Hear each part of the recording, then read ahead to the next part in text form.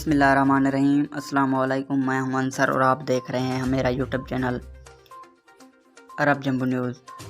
जिद्दा के 22 पुराने महलों को रमज़ान से पहले गिराया जाएगा।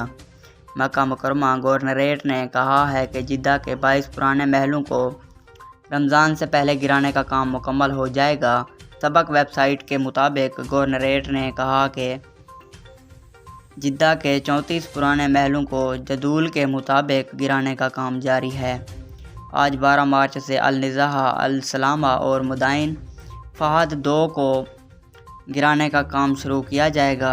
गवर्नरेट ने कहा है कि रमज़ान के दौरान पुराने महलों को गिराने का काम रोक दिया जाएगा, जबकि माह मुबारक ख़त्म होने के बाद बाकी 12 महलों को गिराने का काम शुरू होगा। रमज़ान के बाद जिन महलों को गिराया जाएगा उनमें बनी मालिक, अल-वरूद, मुशर्रफा, जामिया, रुहाब, अजीज़िया, रिवाबी, रबवा, अल-मुंतज़ाहत, कवीज़ा, अल-अदल, अल-फज़ल, अम्मे असलम और किलो 14 शुमाल के महल्ले शामिल हैं।